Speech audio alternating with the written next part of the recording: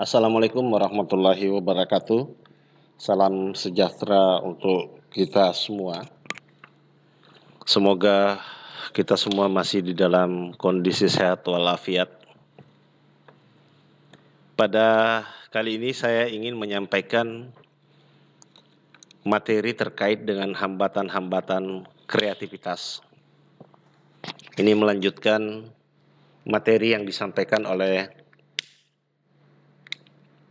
dosen sebelumnya di pertemuan minggu-minggu lalu.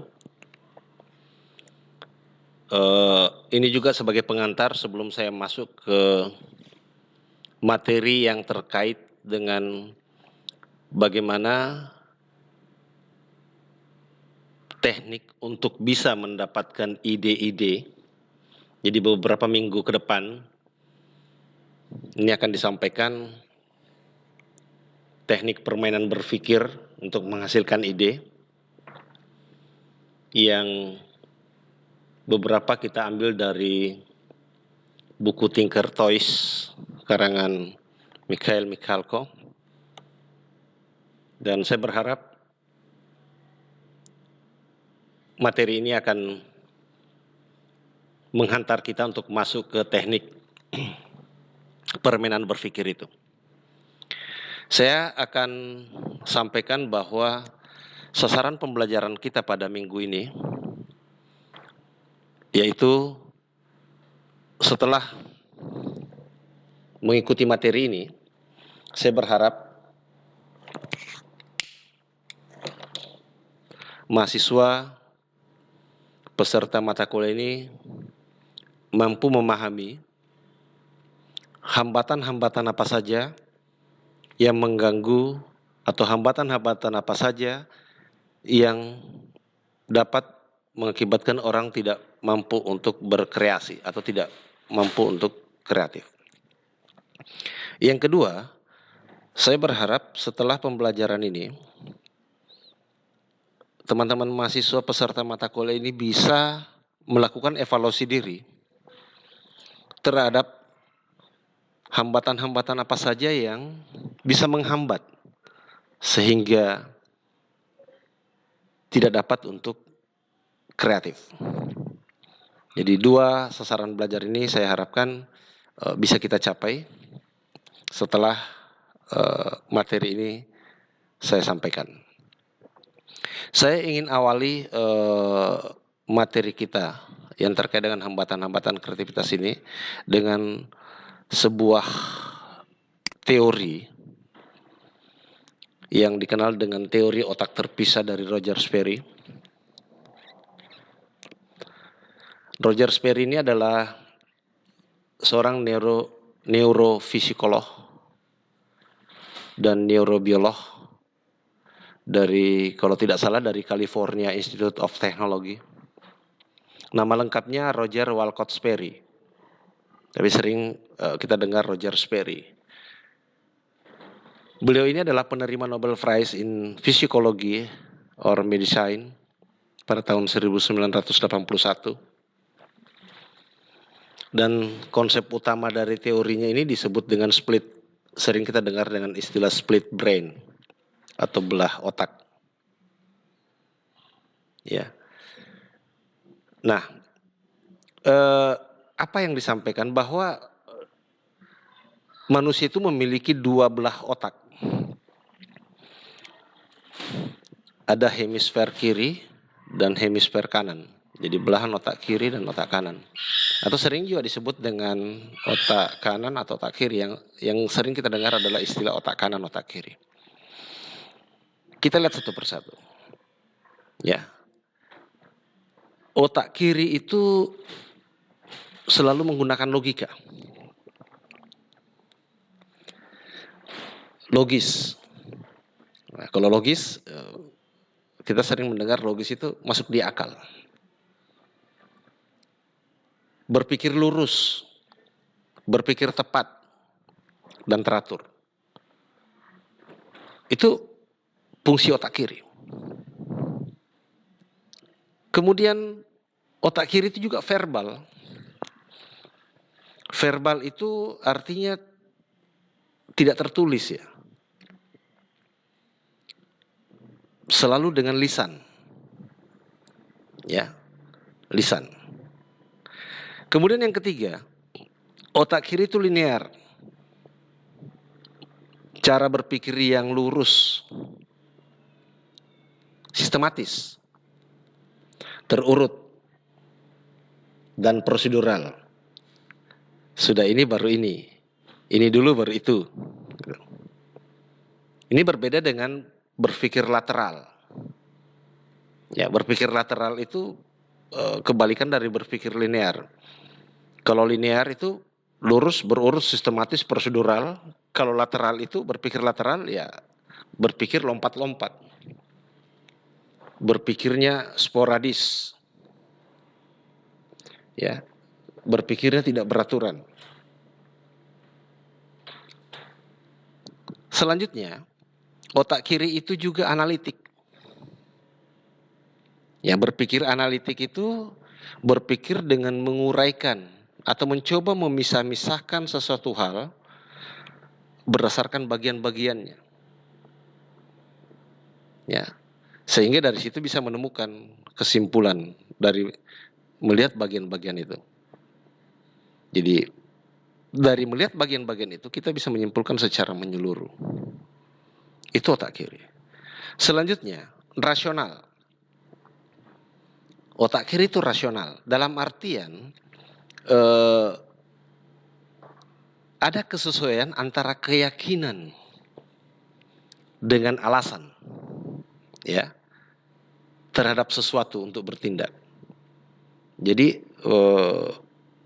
alasan dengan keyakinan itu sesuai.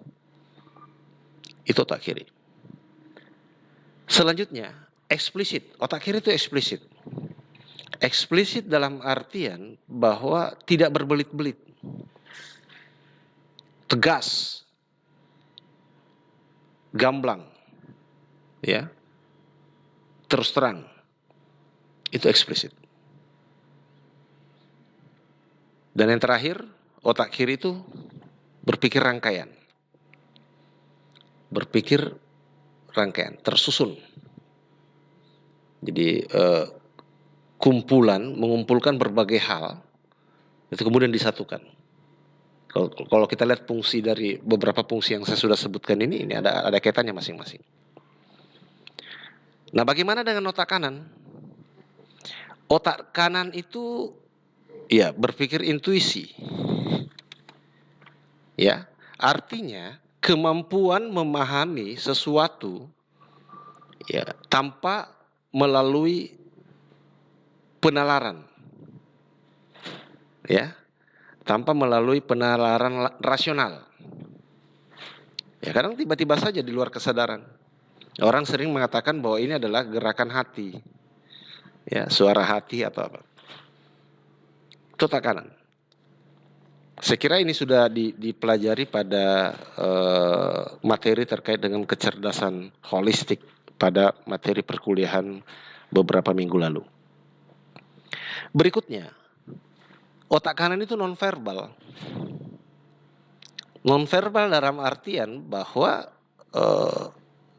tidak dengan lisan. Ya, tidak dengan lisan, tidak dengan kata-kata. Ya, tentunya ini terkait dengan fungsi yang lain yang disebut visual. Orang yang menggunakan otak kanan itu lebih cenderung lebih gampang memahami dengan visual, dalam artian memanfaatkan indera mata dibandingkan dengan dibandingkan dengan verbal, dibandingkan dengan lisan. Dia lebih cepat memahami ketika dia melihat dengan mata. Berikutnya kreatif khusus. Orang-orang kreatif itu ya ini menggunakan otak kanan. Saya kira kecerdasan kreativitas sudah dibahas, bisa dicek kembali materi yang sudah disampaikan beberapa minggu lalu terkait dengan kecerdasan holistik. Holistik. Otak kanan itu holistik dalam artian berpikir secara menyeluruh.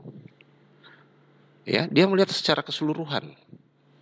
Dengan mempertimbangkan berbagai aspek yang mungkin mempengaruhi sesuatu hal.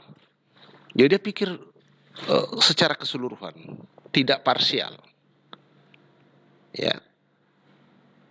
Kemudian otak kanan itu artistik,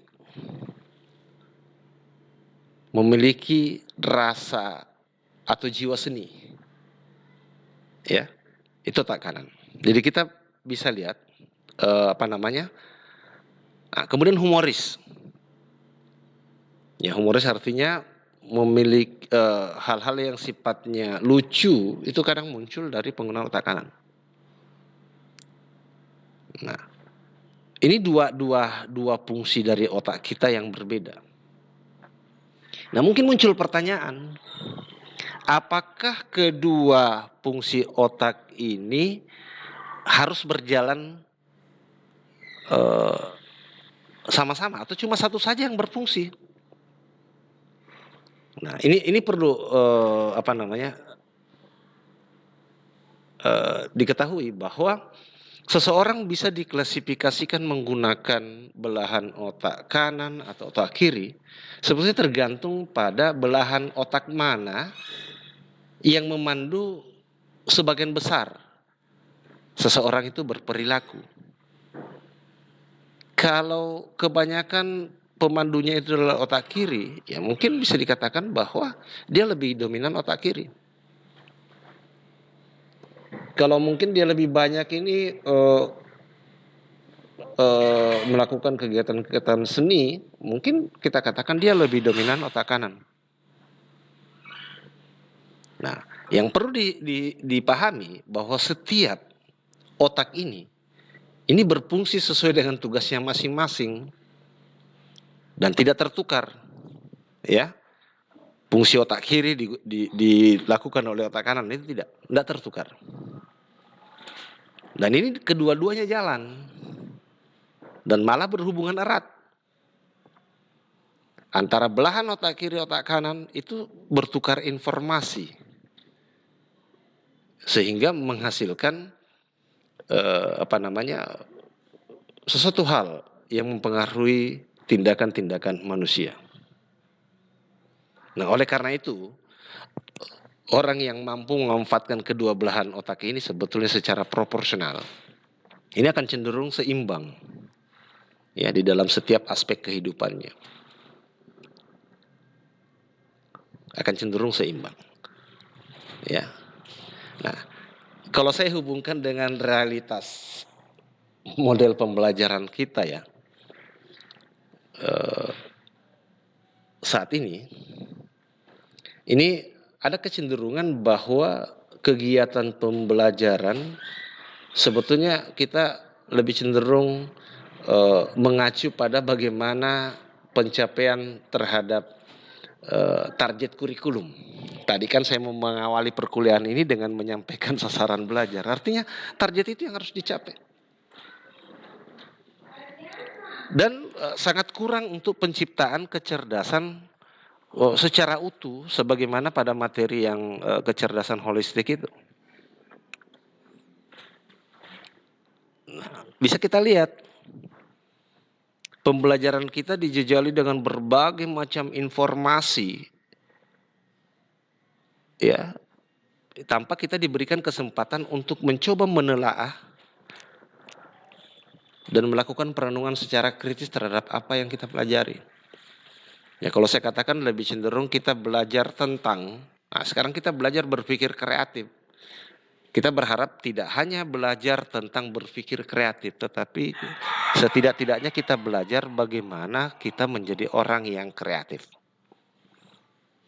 Saya tidak akan panjang lebar pada teori ini, ya, karena fokus kita kepada hambatan-hambatan kreativitas.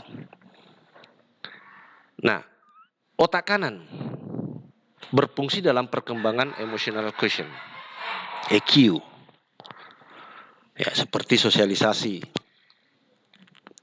komunikasi, interaksi antara manusia, dan pengendalian emosi. Nah, pada otak kanan itu terletak kemampuan intuisi, kemampuan merasakan, kemampuan untuk memadukan, kemampuan untuk mengekspresikan tubuh, menyanyi, menari, dan melukis. Jadi otak kanan itu berfungsi perkembangan. Jadi kita bisa, sekali saya katakan, coba kaitkan dengan materi yang disampaikan terkait dengan kecerdasan holistik.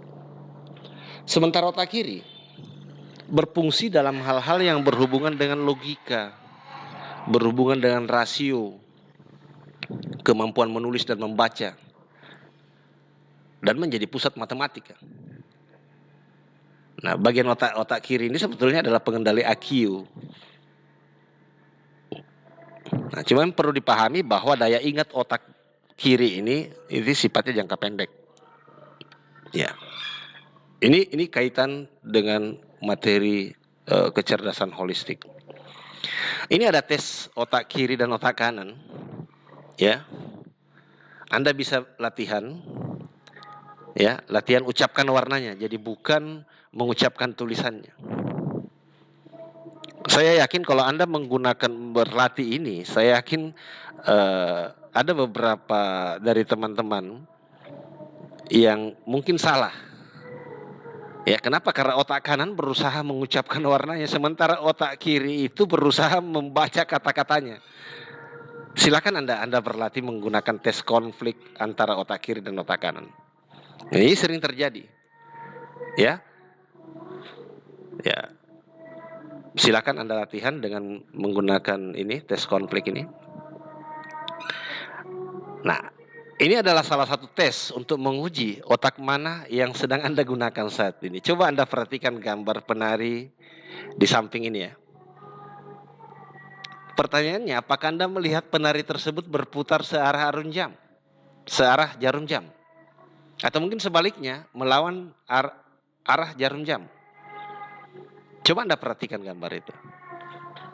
Ya. Saya yakin ada di antara Anda yang melihat bahwa perputarannya searah jarum jam, ada juga yang mengatakan itu melawan arah jarum jam. Ya.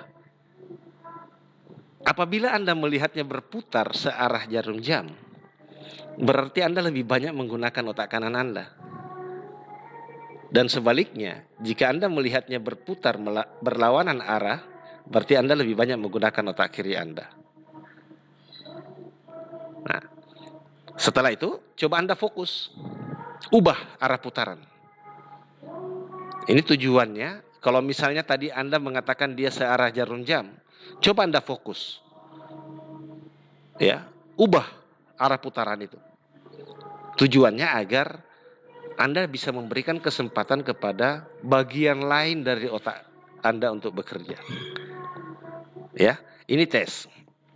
Saya ingin menyampaikan ada juga teori dari Benjamin Bloom, ya, dari ahli pendidikan dari Chicago University. Dia mengatakan bahwa pertumbuhan sel jaringan otak manusia itu usianya 0 sampai 4 tahun.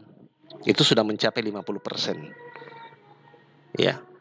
Jadi 0 sampai 4 tahun sudah mencapai 50%. Hingga usia 8 tahun sudah mencapai 80%. Artinya apa?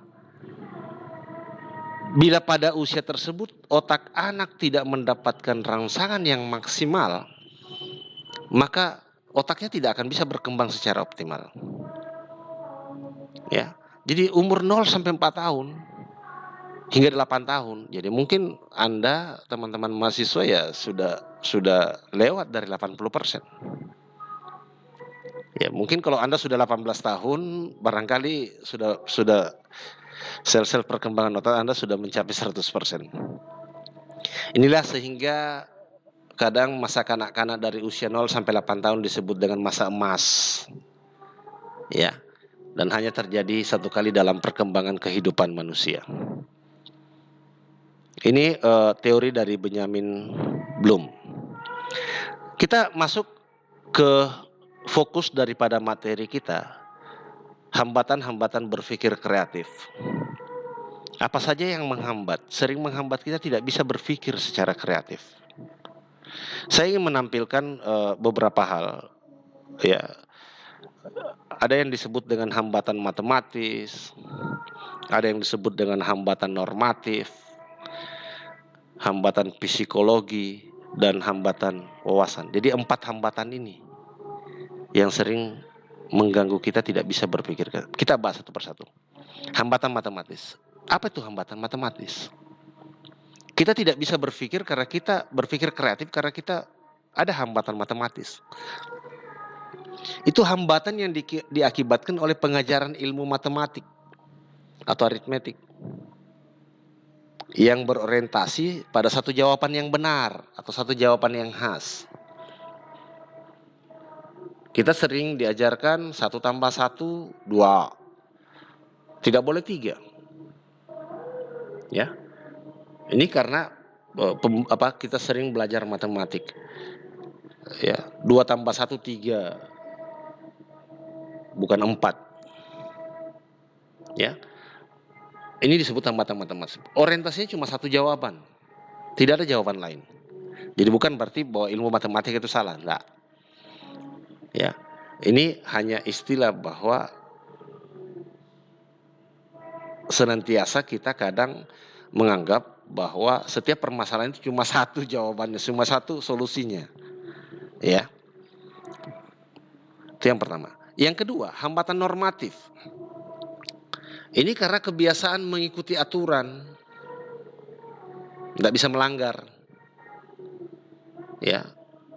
Takut. Contoh misalnya, paling gampang. Kita kadang kaku juga. Anda diberikan tugas. Ya, covernya itu harus ada logo universitasnya. Ada tulisan tugas kesekian, judul tugasnya, kemudian nama institusi di bawah dan tahun. Kapan tidak sesuai dengan itu? Ya mungkin saja ketika itu tugas dari asisten menolaknya. Karena normanya tidak begitu. Ya.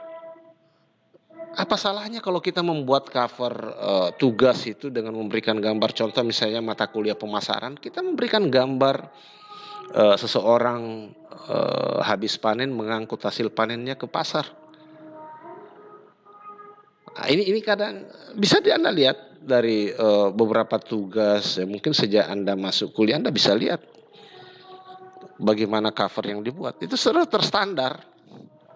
Dan hanya 1-2 orang saja yang kadang keluar dari itu. Ya. Ini hambatan normatif. Jadi sepanjang hal itu tidak melanggar etika, saya kira sah-sah saja kita keluar dari aturan-aturan sebetulnya kadang tidak substansi. Berikutnya hambatan psikologis.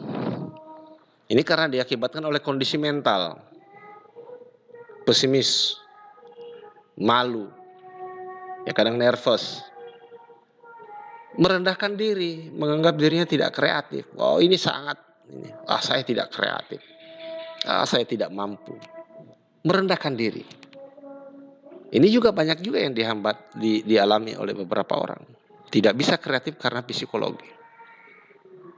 Dan berikutnya ada hambatan wawasan. Keterbatasan terhadap persepsi. Ya, kurang banyak membaca. Ingin menyelesaikan sesuatu hal tetapi tidak tahu bagaimana tekniknya, padahal sebenarnya banyak sumber belajar untuk mengembangkan wawasan kita. Agak sulit kiranya kita bisa mendapatkan ide kalau misalnya wawasan kita lemah dalam suatu hal. Saya ingin menyampaikan juga teori dari James L. Adams. Ya, dia membagi hambatan-hambatan kreatif itu menjadi 5. Sebenarnya tidak jauh beda dengan apa yang saya sudah sampaikan sebelumnya. Itu hambatan persepsi, hambatan emosi, hambatan kultural, hambatan lingkungan, dan hambatan intelektual. Kita coba bahas satu persatu. Hambatan persepsi. Hambatan persepsi ini merupakan penyebab manusia mengalami kesulitan untuk secara jelas mempersepsikan masalah yang relevan dengan masalah yang dihadapinya. Jadi kesulitan untuk mempersepsikan masalah itu, masalah yang ada hubungannya dengan masalah yang dihadapi. Beberapa jenis ini misalnya selalu menerima opini yang sudah tercipta, sudah terpola ya secara umum. Kalau masyarakat mengatakan ini, wah itulah yang kita ini. Pola pikir stereotip, menerima opini umum. Ya. Atau kadang juga kita membatasi masalah secara berlebihan. Dan ya terlalu banyak atau malah terlalu sedikit. Jadi kebanyakan informasi juga kadang kita agak sulit. Kita tidak bisa menentukan. Ya. Apalagi kalau sedikit informasi yang saya katakan tadi sebagai sebuah hambatan wawasan. Ini hambatan persepsi. Jadi kelemahan kita tidak mau mencari sesuatu informasi yang membuat kita sulit, ya, terlalu banyak persepsi ini dan kita lebih cenderung kadang tidak mau melihat mana yang kita lebih cenderung untuk menerima opini yang ada secara umum. Yang kedua, hambatan emosi. Ini sebetulnya sering terjadi. Hambatan yang sering mengganggu kemampuan seorang untuk memecahkan masalah melalui berbagai cara. Contohnya misalnya takut mengambil risiko. Ya, penyakit jangan-jangan. Jangan-jangan kalau saya begini risikonya ini. Jangan-jangan kalau saya begini risikonya ini. Agak sulit. Pengalaman saya untuk mencoba melakukan kegiatan-kegiatan kreatif itu ya saya menghindari hambatan ini. Ya. Kalau gagal ya saya harus belajar. Kenapa itu gagal? Mungkin saya salah di dalam mengambil keputusan. Tidak menyukai ketidakpastian. Maunya yang pasti-pasti, wah susah. Ingat, tidak semua kita itu berada, sesuatu hal itu berada dalam pengendalian kita. Ada saja yang di luar pengendalian kita. Dan itu bisa menyebabkan ya munculnya risiko. Cenderung lebih suka menilai daripada menghasilkan gagasan. Nah ini banyak orang gini. Lebih hebat kalau menilai. Jadi kayak komentator sepak bola. Seandainya begini, padahal sebetulnya ya ketika kita yang melakukan ya kita lebih sulit lagi. Atau kurang tantangan. Kita sering ya PW, posisi enak aja. Menerima saya apa adanya.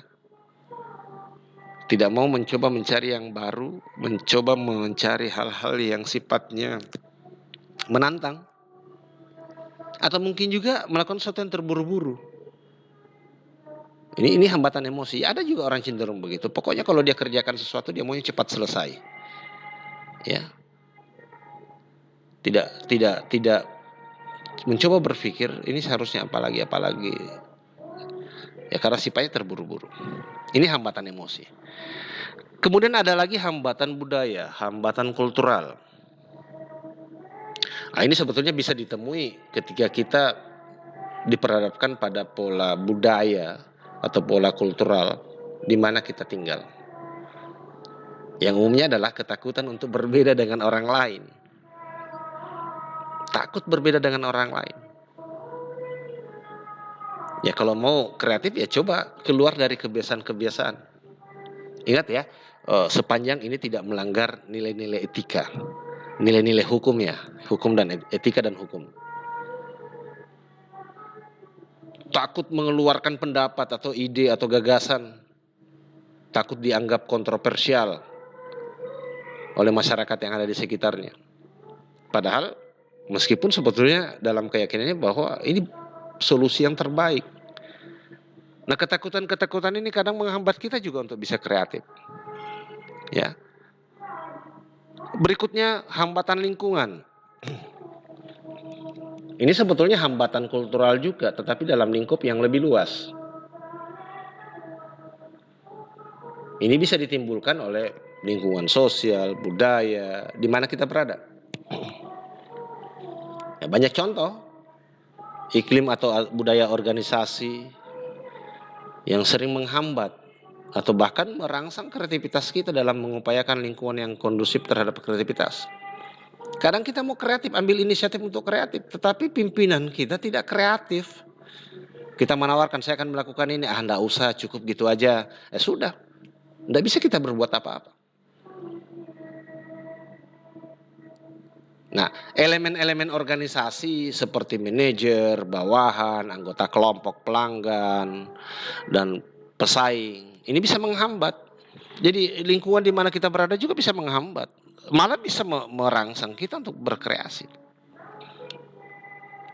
Nah, di sini juga saya tampilkan beberapa elemen yang sering menghambat terkait dengan hambatan lingkungan. Tidak ada kerjasama dan rasa saling percaya di antara tim kerja.